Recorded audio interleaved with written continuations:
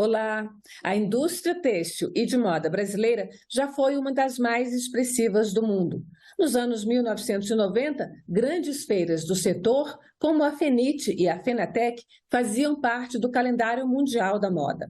Mas passamos de exportadores de tecidos, tecnologia, roupas e conceito a importadores. Entre 2011 e 2020, mais de 250 mil postos de trabalho foram fechados no setor.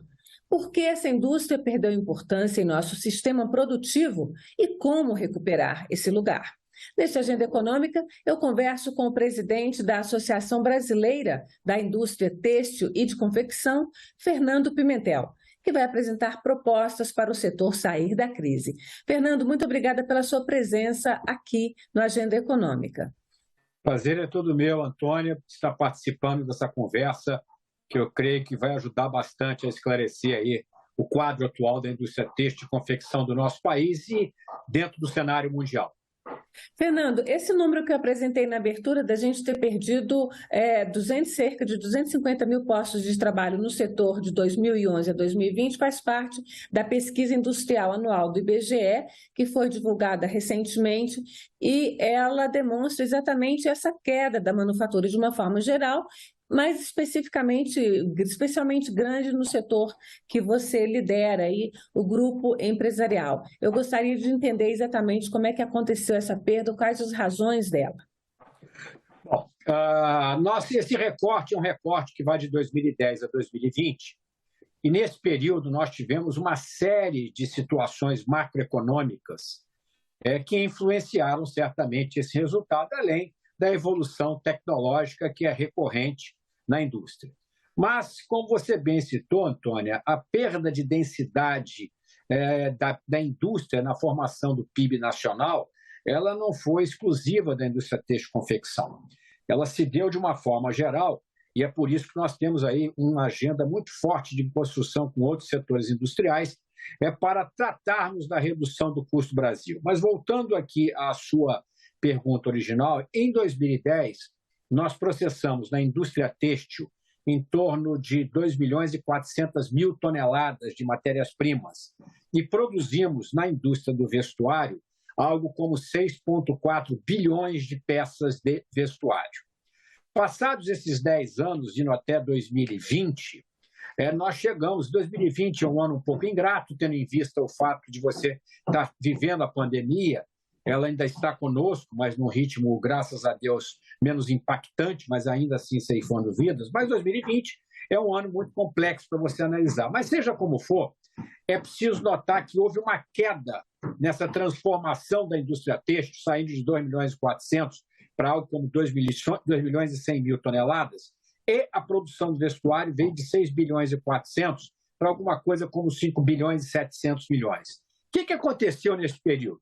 Nós tivemos moeda altamente apreciada, nós tivemos juros extremamente elevados, nós tivemos um baixo nível de crescimento do PIB e nós tivemos, sem dúvida nenhuma, como corolário disso tudo, um aumento da participação dos produtos importados no atendimento da demanda nacional. Então, hoje, olhando no conjunto da obra, cerca de 30% da matéria-prima transformada no país vem do exterior. No que diz respeito ao vestuário, que é o elo que mais emprega e que mais consome matéria-prima, em torno de 60% do consumo vai para esse segmento, nós temos em torno de 13% a 15% do mercado sendo atendido pelo produto importado. Isso significa mais ou menos 1 bilhão de peças. Então, olhando o que nós tínhamos de 6 bilhões e 400 milhões e trazendo para 5 bilhões e 700, 5 bilhões e 600 atualmente, com alguma perspectiva de crescimento esse ano, você encontra essa diferença no importado. No importado, ele se valeu não só de questões de competitividade, advindas de mão de obra, do compliance, da governança, dos países que mais participam desse mercado no mundo. China é o grande destaque, tá? Como outros, Bangladesh, Paquistão, Vietnã, que foram evoluindo nessa agenda. Então, a economia brasileira cresceu muito pouco ou nada nesses 10 anos, em torno de 0,3% ao ano. Ou seja, praticamente em 10 anos nós crescemos 3%.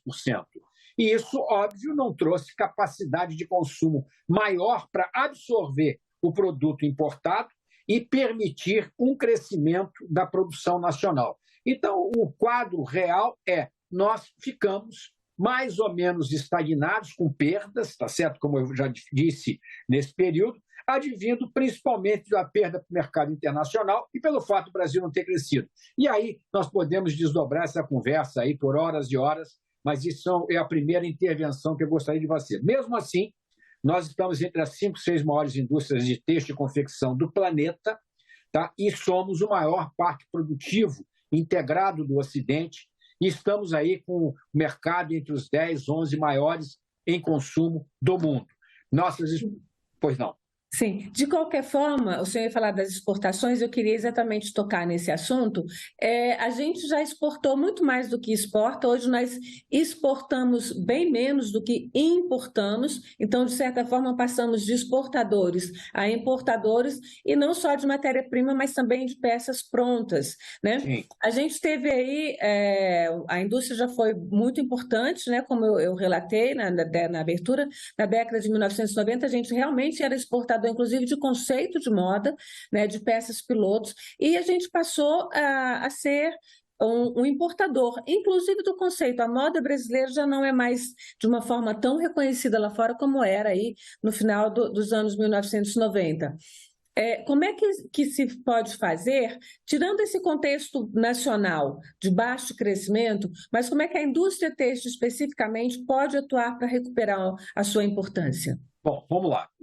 Primeiro, o conceito de como a indústria pode recuperar a sua importância. E aí entramos de novo nas discussões que estão ocorrendo no mundo inteiro sobre o nearshoring, onshoring, friendshoring, safeshoring, etc. Então, diante dessa situação geopolítica extremamente complexa que o mundo está passando. Quanto ao conceito de moda, eu me permito considerar fazer uma divisão aqui. Eu estou no setor desde 1977, tá? E trabalhei numa empresa que tinha exportação como um canal muito importante dos seus negócios, mas eram produtos mais básicos naquela ocasião. E o mundo mudou muito. O mundo mudou muito da década de 90 para cá. Quando a China entrou na OMC, fez uma revolução nessa agenda do comércio internacional. Então, a moda brasileira hoje continua se destacando. Nós temos um programa com a Apex, que é um programa, se não é o mais longevo, está entre os mais longevos com aquela agência, tem mais de 20 anos. E nós estamos agora participando de N feiras internacionais, levando a moda praia, a moda jeanswear, a intimate wear, cama, mesa e banho. Então, o Brasil tem marcas nacionais se destacando no mercado mundial. Agora, a capacidade de exportar, ser o chamado private label.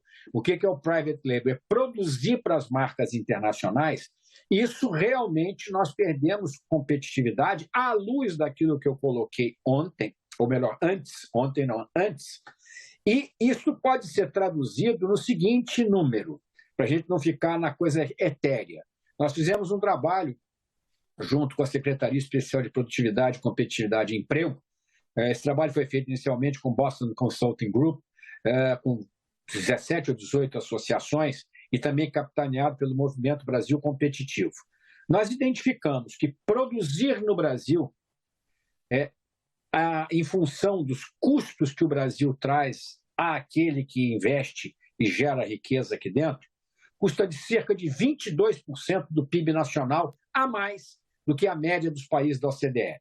E aí, eu não estou falando que isso significa que nós estamos mais ricos, que os nossos salários sejam mais remuneradores. Eu estou dizendo que é peso morto que nós carregamos. E dentro deste peso morto que nós carregamos de 1,5 trilhão de reais a mais por ano, 5 itens representam mais de 70%. Quais são eles?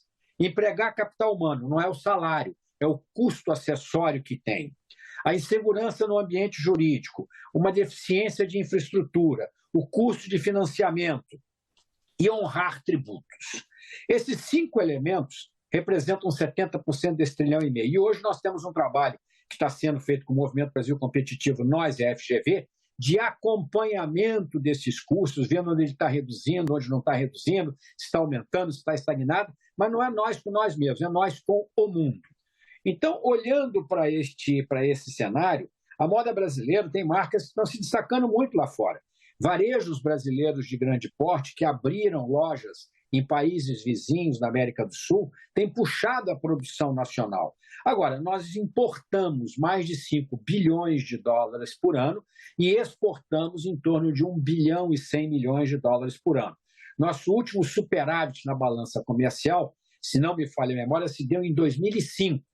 De lá para cá, nós tivemos uma série de câmbios, uma série de situações, como eu relatei anteriormente, e países asiáticos com destaque para a China se aproveitaram da sua entrada no OMC e passaram, então, a ocupar um espaço relevante no mercado mundial. E ali, além da questão da mão de obra, é bom que se diga, hoje já nem tanto, mas quando a gente fala de China, uma coisa é falar de Xangai, outra coisa é falar dos recônditos chineses, mas hoje o próprio capital chinês está migrando para produzir parte daquilo que fazia dentro do território chinês para Bangladesh, para o Vietnã, para o Sri Lanka, para o Camboja, etc. É capital chinês, tá? Mas ele está localizado em outros países asiáticos, explorando, digamos assim, vantagens concorrenciais. O Brasil, a China, voltando um pouco a ela é essa potência não só por as questões que eu falei de mão de obra, que agora muda um pouco, como também por uma infraestrutura fantástica. A China tem uma infraestrutura muito melhor, por exemplo, que a norte-americana, e a nossa nem se fala. Então, olhando para esse cenário, a moda brasileira continua relevante. A senhora colocou, a gente falou que não quer falar, senhora, você colocou a questão do Ferit, Finatec. Esse cenário mudou. Hoje nós temos no Brasil uma miríade de eventos regionais de menor porte. Temos São Paulo Fashion Week, que é um evento internacional, uma feira que tem um salão que tem uma característica de lançamento. Então, você tem um mundo diferente e a digitalização também trouxe outros movimentos na direção. Agora, por exemplo, teremos em agosto um grande evento, daqui a 2 semanas, de máquinas têxteis em Blumenau. Nós vamos ter o Congresso Internacional da BIT, 3 e 4 de novembro, em Belo Horizonte, junto com o Minas Trend Preview. Então, há muita vida nesse segmento, até porque ele ocupa um espaço relevante no orçamento das famílias, não tanto quanto alimentação, não tanto quanto bebida, sem dúvida, nem tanto quanto moradia, mas está entre os itens fundamentais das pessoas viverem. Pois não? Fernando, você falou aí, você elencou 5 pontos, né, que são aí que fazem esse peso morto da indústria brasileira. E você tem escrito nos últimos meses, principalmente desde o começo deste ano de 2022, você tem escrito com muita frequência artigos falando sobre a questão da taxa de juros, e você citou esse custo de financiamento como um dos pesos mortos mais importantes que, de certa forma, atrapalham a indústria brasileira. Como é que fica essa questão do financiamento? É o juro que impacta mais ou tem outros impactos? Não, olha, a questão do custo de capital no Brasil, principalmente para as empresas de menor porte, sempre foi um problema. O país sempre foi carente de poupança. Mas outros fatores afetam o custo do capital no Brasil. E quando nós falamos nessa análise do custo do Brasil, nós estamos sempre falando do spread, porque as taxas de juros variam, o spread bancário. Porque agora estava 2 pontos percentuais há um pouco mais de um ano atrás, agora está em 13,75. Os Estados Unidos devem levar a taxa acima de 3, mas muito aquém da nossa em termos reais. Nós sempre medimos pelo spread. Mas o capital no Brasil sempre foi algo complexo. Não é que seja muito diferente na Ásia, não, mas aqui é um pouco mais questão das garantias, a cunha fiscal dentro do capital. Por exemplo, o IOF encarece muito o custo de capital no Brasil. Estou dando um exemplo. A questão das garantias, e nós vimos isso durante a pandemia, quando o governo lançou os projetos em 2020, que foram exitosos, quando nós abrimos espaço para ter um fundo garantidor, que agora está vindo de forma consolidada, isso abre caminho para você melhorar a condição creditícia, principalmente dos menores. As empresas de maior porte, elas acabam se financiando no mercado de capitais, se financiando no mercado internacional, créditos de fornecedores. Mas a estrutura de crédito no Brasil, nós entendemos que ela é muito concentrada, as fintechs estão vindo, estão ajudando, o Open Bank pode ajudar. Tem um monte de situações novas que estão surgindo que poderão facilitar.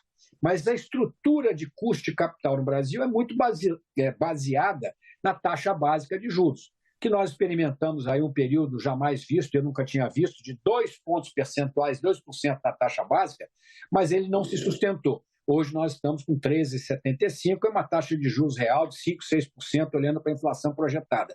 Isso é a taxa básica, só que a taxa que vai à ponta é muito maior, porque você tem todos os riscos envolvidos dos tomadores. Então, isso é um inibidor para a indústria, porque a indústria precisa de investir o tempo todo, principalmente a indústria têxtil, que é mais intensiva em capital, mas a indústria de confecção também vem evoluindo na sua taxa de intensividade de capital.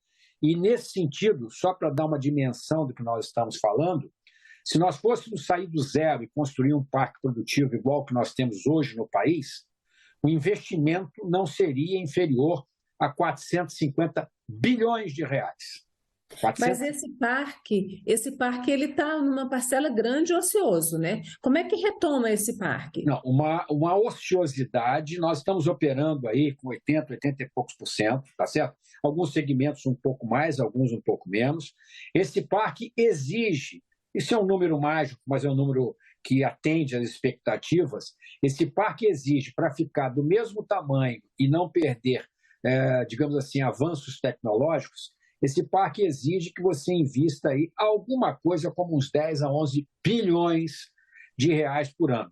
Se nós entrarmos numa trajetória de crescimento do PIB que leve o setor a crescer como mundialmente ele está crescendo, em torno de 2,7% a 3% ao ano, nós vamos ter que agregar aí quase um outro tanto para acompanhar o ritmo.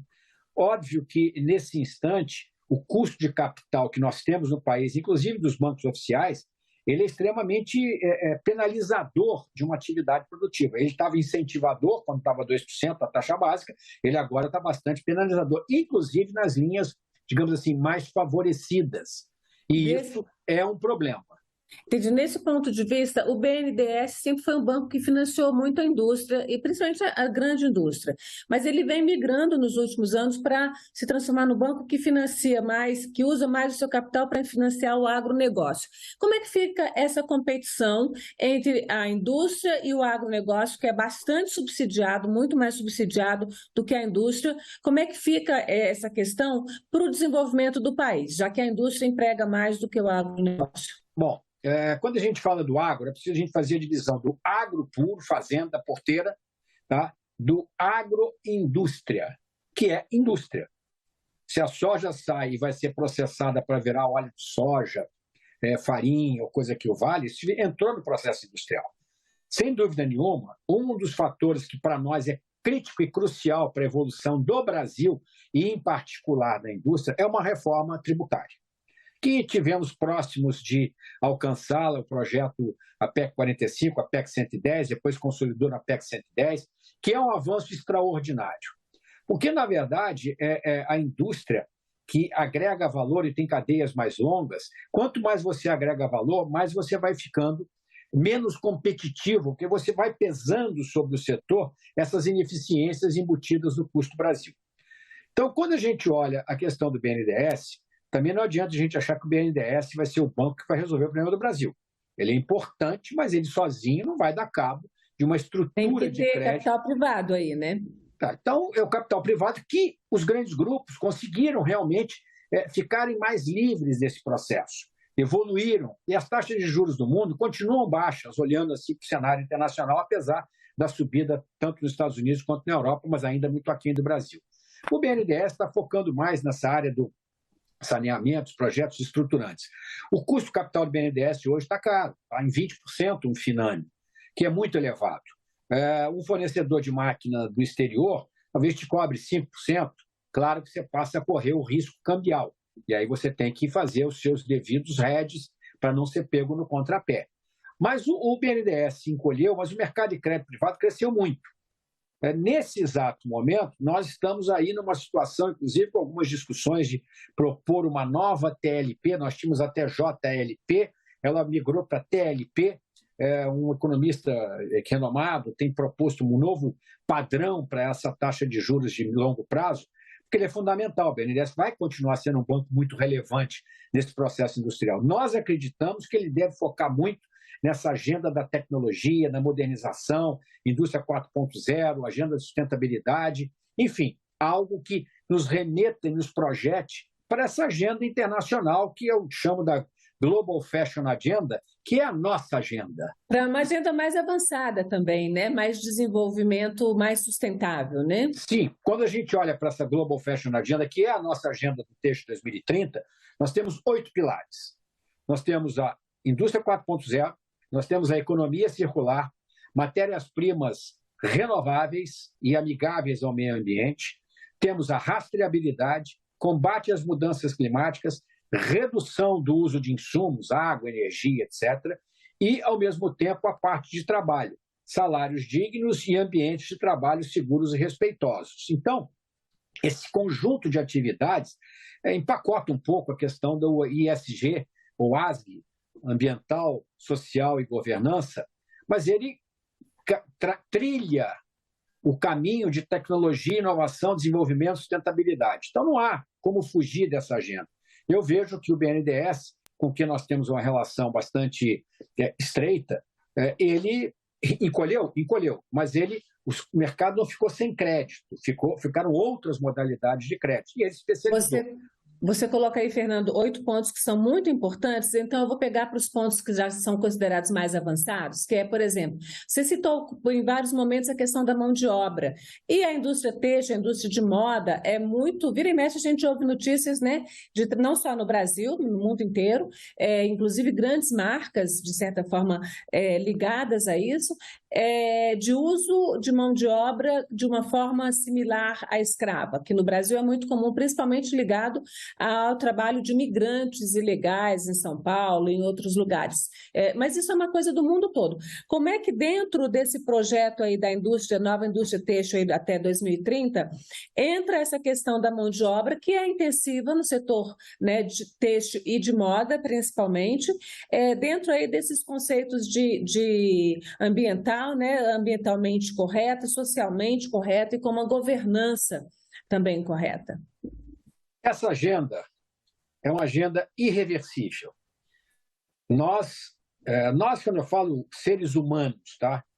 Estamos sacando do cheque especial do planeta já há algum tempo. E um setor que emprega tantas pessoas, evidentemente, aqui no Brasil e no mundo, ele pode trazer questões que são absolutamente inaceitáveis. Inaceitáveis, até porque o Brasil tem um grau de informalidade. O mundo todo tem uma informalidade, estou falando no geral. Mas o Brasil tem uma informalidade um pouco maior. E aí vamos discutir se é a legislação que é punitiva, é isso, é aquilo. Não vamos entrar nessa seara. Nós participamos de vários desses fóruns relacionados ao trabalho escravo, trabalhamos muito fortemente ligados ao varejo através da BVTEX, com processos de certificação, na agenda de São Paulo, que sempre foi do contrário de combate ao trabalho escravo, sempre foi ali como é um polo que atrai muita gente para trabalhar, ali aconteceram os casos maiores. Não temos tido relatos recentes de, claro que deve ter, não vou dizer que não tenha, mas não temos tido relatos recentes de casos assim que chamam a atenção. Qualquer caso chama atenção se ele existir, mas não temos tido. Agora, essa é uma agenda perpétua, melhores condições de trabalho. E o setor brasileiro, e eu acredito muito nisso, o Brasil tem uma oportunidade ímpar como país de se posicionar nesse mundo que se apresenta mais à frente, que é um mundo que precisa de segurança alimentar, segurança energética, segurança ambiental e uma exploração adequada da bioeconomia. E dentro dessa questão da bioeconomia, nós temos aí uma capacidade enorme de utilizar outras fibras. Semana passada, eu estava visitando o Instituto Senai de Inovação aqui no Rio de Janeiro.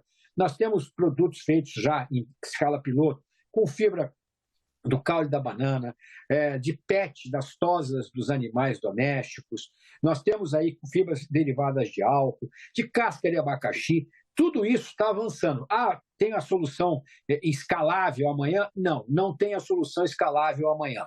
Não adianta a gente achar que vai fazer ou dar um cavalo de pau. Mas a evolução na produção daquilo que domina a cena de matérias-primas, cada vez de forma mais sustentável a sua produção, e, ao mesmo tempo, alternando com outras possibilidades derivadas da bioeconomia.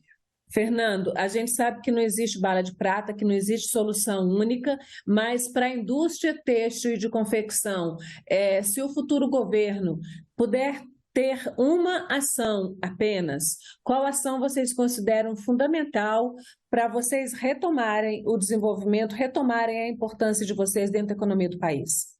Para mim, a reforma fundamental é a reforma tributária. O país tem mais de 70% do seu PIB em contencioso tributário.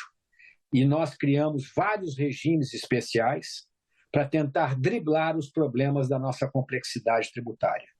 Então, nós vemos grandes empresas com 100 vezes mais, não estou exagerando não, são declarações de empresários que têm negócios aqui e no exterior, Estados Unidos, Canadá, com muito mais gente, e num caso específico, 100 vezes mais, o aparato burocrático, jurídico, contábil para dar conta dessa questão. As empresas que estão no Simples, elas têm menos problemas. No entanto, uma empresa que vai para o Simples, ela tem dificuldade de crescer, porque se ela sai do Simples... Desculpa. Tá, ok. Desculpa interrompê-lo, mas a gente precisa então encerrar. Eu quero agradecer a sua participação aqui e fica então a reforma tributária como ponto fundamental para vocês. Muito obrigada. Obrigado, uma boa tarde. Bom, e agradeço também a você, telespectador da TV Senado, a você que internauta que nos acompanha pelo site da TV, senado.leg.br/TV, ou pelo canal do YouTube, youtube.com/TV Senado. Você aproveita, se inscreve no nosso canal, ativa lá o sininho das notificações e acompanha a programação da TV Senado, que tem muita coisa muito legal e muito importante para o seu dia a dia. Até a próxima Agenda Econômica e até lá.